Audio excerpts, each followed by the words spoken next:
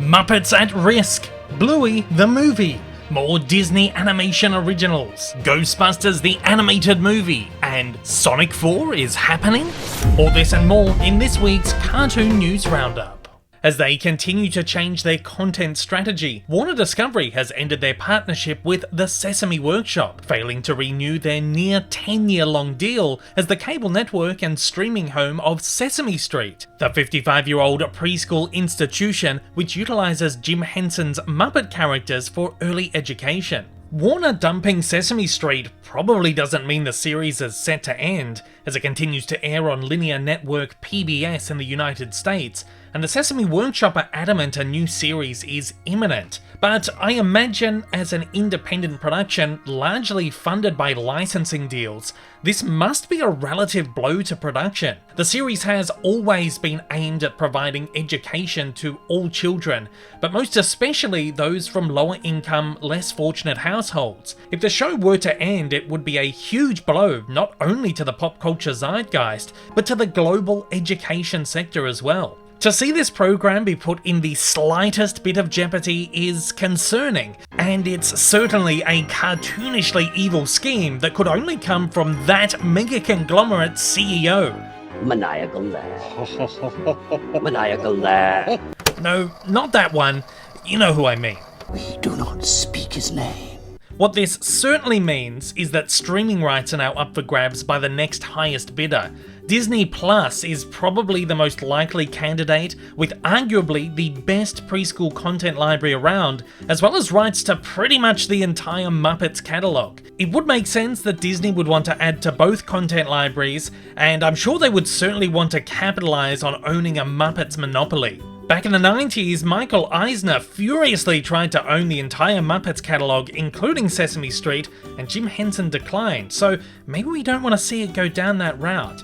With Netflix, Apple TV and Amazon Prime constantly bulking up their preschool content roster, they would be the next logical choice, and I'm certain it won't take long to close out a new deal. Max, however, will continue to stream select episodes from the Sesame Street library, despite dumping over 300 episodes during the Warner Animation Decimation. A spokesperson from Max told The Hollywood Reporter their reasoning behind the decision, saying, "It has been a wonderful, creative experience working with everyone at Sesame Street on the iconic children's series, and we are thrilled to be able to keep some of the library series on Max in the US. As we've launched Max though, and based on consumer usage and feedback, we've had to prioritize our focus on stories for adults and families, and so new episodes from Sesame Street at this time are not as core to our strategy." While a spokesperson from the Sesame Workshop said, "We will continue to invest in our best-in-class programming and look forward to announcing our new distribution plans in the coming months, ensuring that Sesame Street reaches as many children as possible for generations to come." Over the weekend, Disney Animation's new CCO, Jared Bush, best known as the director of Encanto, Zootopia, and the upcoming Zootopia 2, opened up a forum for a Q&A on his social media. He gave some interesting insights on many of Disney's recent animated features, and fielded a slew of Zootopia 2 questions with non-answers. However, he did give a small revelation that hints to the future of Walt Disney Animation. When asked, "Any news for the project of 2026?" Bush replied, "It is an original film, and I can't wait to share more." While no other info was divulged, it's certainly nice to know that Disney are still committed to original animated features, considering their last two flopped enormously, while sequels like Moana 2 continue to smash box office records. The slot for Disney Animation's 2026 film has been notably marked as untitled in recent release schedules, though a date of November 25 has been set. This is despite even 2027's animated film having been announced. Flanking the untitled film on either side are two sequels. 2025 will offer up Zootopia 2, while 2027 will bring the third installment in Disney's much-lauded Frozen franchise. 2026 is a particularly stacked year for Disney sequels. We'll have Toy Story 5, the live-action Moana, Ice Age 6, Star Wars, The Mandalorian and Grogu, Avengers Doomsday, their joint production with Sony, Spider-Man 4, and a further 2 untitled Marvel Cinematic Universe films. Pixar will also offer an original film alongside the new Toy Story, with Hoppers releasing on March 6. So it's nice to see 2 original animated projects surfacing in a year which is otherwise flooded with sequels. There's no other info on Disney Animation's original feature for 2026, though many are hoping for a new princess movie or a new fairy tale adaptation. Of course, at this point it's probably too much to hope for a new hand-drawn film, but if Disney wants their originals to stand out going forward, they're gonna have to take some huge leaps. Asterix and Obelix: The Big Fight is the latest installment in the beloved Asterix franchise. Asterix has been starring in comics since 1959, has starred in more than 10 animated films and 6 live-action films, but now he's starring in his very first television series. Brought to us by Netflix, Asterix and Obelix: The Big Fight is an adaptation of the 7th Asterix volume, first published in serialized form in 1964 before being collected in 1966. The original French title, Le Combat des Chiens, pardon my French, more accurately translates into English as The Battle of the Chieftains. The volume has previously been adapted in the 1989 traditionally animated film of the same name. The new adventure from Netflix features the characters in CG animation in a beautiful schmick style, which really brings the dynamic comic art to life. We even get a few Spider-Verse-like touches thrown in here, which look really cool. It's not the first time Asterix has appeared in CG animation, having previously starred in 2 CG animated films, with a third on the way. I'm personally not incredibly familiar with the world of Asterix, though I'm sure I read a few of the volumes as a kid and probably watched 1 or 2 of the animated films, so I'm not the best to break this one down, but I am really loving what I'm seeing here and wanted to put out a quick video highlighting the new series. As a fan of not only animation but of ancient history, the cross-section of this production really interests me, and I'll almost certainly be checking it out. In fact, it's something that's always really interested me in the Asterix franchise. I've just never really gotten around to properly diving in, so that might change now. An official synopsis from Netflix tells us what we can expect. Rome is desperate to conquer the last independent village in Gaul, the home of Asterix and Obelix. The secret to the Gauls' battle superiority is a magic potion, but when the potion master loses his memory, the villagers are left to their own devices against the might of Rome. The series comes from French studio Tarte Productions and is an effort by Netflix to bring not only more original animation, but original French programming to their service. It's created and co-directed by Alain Chabat, who wrote and directed the 2002 live-action film Asterix and Obelix: Mission Cleopatra.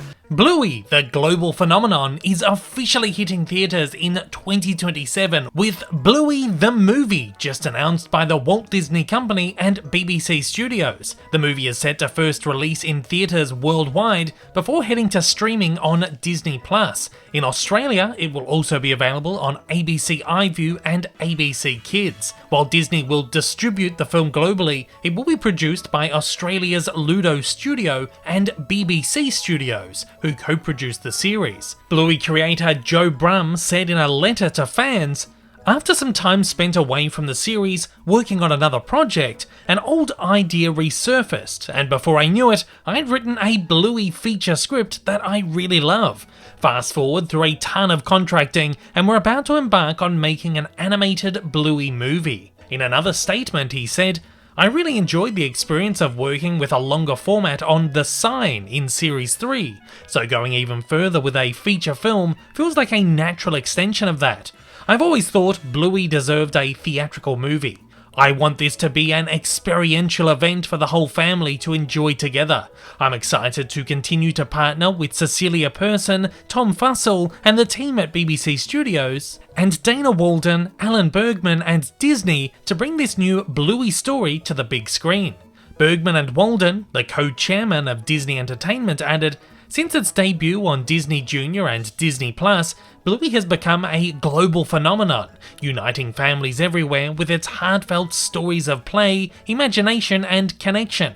We are so proud to expand upon our relationship with BBC Studios to bring the magic of Bluey to the big screen, for real life, and we are deeply grateful to Joe Brumm for creating a world that continues to inspire and delight families everywhere." The movie will be produced in CG animation. As far as I'm aware, Bluey's debut in the medium will star vocal talent from the series, including Melanie Zanetti and David McCormack, and will feature music from series composer Geoff Bush. Amber Naismith, the award-winning animation producer behind Happy Feet and The Lego Movie, will produce, while the script has been written by Brum, who will also direct and executive produce the film. In his letter, Brum also confirmed that while he's working on the movie, he'll be taking a break from involvement in the series, saying, "I always said I wouldn't keep making the show if I thought I couldn't make any new season as good as the last. This would have been the case for me with a potential season 4. In the event I can't wrap my head around doing more seasons myself, The Sign will mark my TV finale for Bluey, and I wrote it as such. To be clear, this is not an announcement about the end of the show, but it is an acknowledgement that my focus will be on the film." Bluey was recently named 2024's most watched series globally on Disney Plus and remains the #1 most watched series on streaming to date amongst total viewers in the US, as well as the top show on CBeebies and Disney Plus UK. It's only natural that a movie was headed our way sooner rather than later. We have absolutely no further details on the movie, as plot specifics are well and truly under wraps, but it certainly sounds like we're about to get a bigger and more expansive Bluey adventure than ever before. As marketing ramps up for 2025's Lilo and Stitch live-action remake, promotional materials are, as hoped, paying a huge homage to the famous marketing campaign from the original 2002 animated film. A few weeks ago, in his first mini-teaser trailer, Stitch quite literally crashed into the Disney castle, and then, not long after, he appeared in a Moana 2 crossover poster. As expected, Disney are really working up the cross-promotional angle, with Stitch now invading the Pride Lands, ahead of this week's release of Lion King prequel Mufasa. The incredibly short 25-second trailer opens up with shots from the 2019 Lion King remake, alongside the tagline, "Long live the King." We then see our boy Stitch hoisted into the air by a pair of arms, a la Rafiki and Simba in The Lion King. He's then dropped and lands on the beach before the film's title appears. We also get another funny clip of Stitch on a white backdrop as he dries himself off. Of course, one of the original teasers for Lilo and Stitch did see the little alien hoisted over Pride Rock by Rafiki before being dropped. So while they haven't gone all out on this one, it does pay a fun little nod to that teaser. So a couple of things here. It doesn't look like they're going to go all out with this campaign. As we assumed, we are likely going to get a few of these live-action Disney remake crossovers, and with Snow White out early next year, we'll almost certainly get one for that too. Unlike the original film's trailers though, Stitch doesn't seem to be interacting with other characters. Contractual things for live-action actors are probably going to get in the way of that, but it is nice to see Disney at least paying homage to the idea. Interestingly, Stitch isn't even lifted up by Rafiki in this trailer, which would have been easy considering that the monkey is a CG character who probably doesn't have his own entertainment lawyers. Instead, he is lifted up by a pair of human arms, which is quite possibly our very first look at Lilo in live action. Lilo will be portrayed by newcomer Maya Kealoha, and notably, we haven't seen a glimpse of her in any trailer or promo image yet. I'm guessing they're leaving the grand reveal for the first full-length trailer, which at this point is probably coming to us ahead of Snow White in March, or if we're lucky, with February's Captain America Brave New World. Sony Pictures and Netflix are bringing us the first ever feature-length animated Ghostbusters movie, as part of an effort between the two Hollywood giants to bolster one of pop culture's most beloved franchises. Details on the film are sparse right now, but Deadline reports that attached to direct is Chris Pern, the director behind Sony Animation's Cloudy with a Chance of Meatballs 2 and Netflix's The Willoughbys. Having worked with both studios on two relatively successful projects as director, Pern, who also has art department credits on various Sony Animation films, seems a pretty natural choice here. Deadline notes that, Not only does the project mean to expand on the Ghostbusters universe, sources close to the development of this film see it as something that could do for the IP what the animated Spider-Verse films have done for Spider-Man. That franchise has delivered not only at the box office, bringing in more than $1.2 billion globally, but also earned several accolades, including a Best Animated Feature Oscar for the first film. Sony have of course been determined to reinvigorate the Ghostbusters franchise following the success of franchise reboot Ghostbusters Afterlife in 2021, and while 2024's Ghostbusters Frozen Empire failed to succeed at the box office, it seems the studio was still keen to mine the property for gold. The new animated Ghostbusters film also joins a new Ghostbusters animated series, also being produced by Sony and Netflix, which is set to be the first animated Ghostbusters series since The Real Ghostbusters and its follow-up Extreme Ghostbusters aired throughout the 1980s and 1990s. The new series, which was announced earlier this year, has tapped multi-Emmy winner Elliott Callan of Housebroken, Mystery Science Theater 3000 and The Daily Show as writer and showrunner. Of course, Jason Reitman and Gil Keenan of Ghost Corps Inc. are also aboard the two productions. For the last couple of weeks, rumours of a potential Sonic the Hedgehog 4 have been swirling. And despite Sonic 3 still being days away from fully opening, The Hollywood Reporter has reported that the movie is in fact officially in production from Paramount and set for a spring 2027 release date. Hollywood Reporter notes that there has not yet been an announcement on who is writing or directing the fourth film, and plot details have not been revealed. Of course, the studio haven't even officially announced that the movie is in production just yet, but The Hollywood Reporter is arguably the most reliable trade paper in the business, so this revelation should be taken as a near certainty. Ben Schwartz, the voice of Sonic, took to X, formerly Twitter, to react to the news, saying, "This is not a drill. Sonic 4 2027.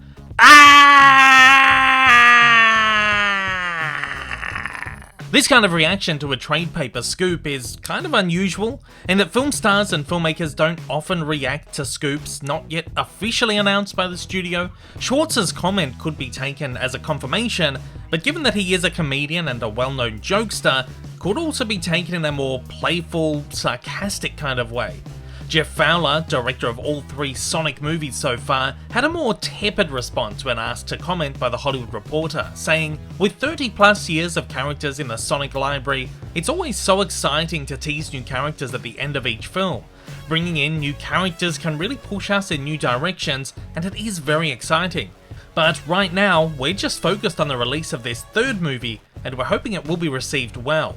We'll see where things go from there." Of course, there's no doubt that Sonic 3 is going to do very well indeed. It has already taken in a near $30 million in previews, and according to Deadline, is eyeing off a $70.5 million 3-day opening, only a couple of million below Sonic's $72.1 million opening in 2022. The movie is also seeing a 98% verified hot score on Rotten Tomatoes Popcorn Meter, that's the new designation for the audience score, alongside an 85% certified fresh score on the Tomato Meter, the critic score. A fourth installment is a near certainty, and I'm pretty sure that Schwartz and Fowler at the very least will be on board. The real question is, when will the studio give us an official announcement and some specific details? Thanks for joining me for the inaugural Cartoon News Roundup. What stories were you most excited to hear this week, and what are you hoping to hear in the upcoming news? As always, join the conversation down below.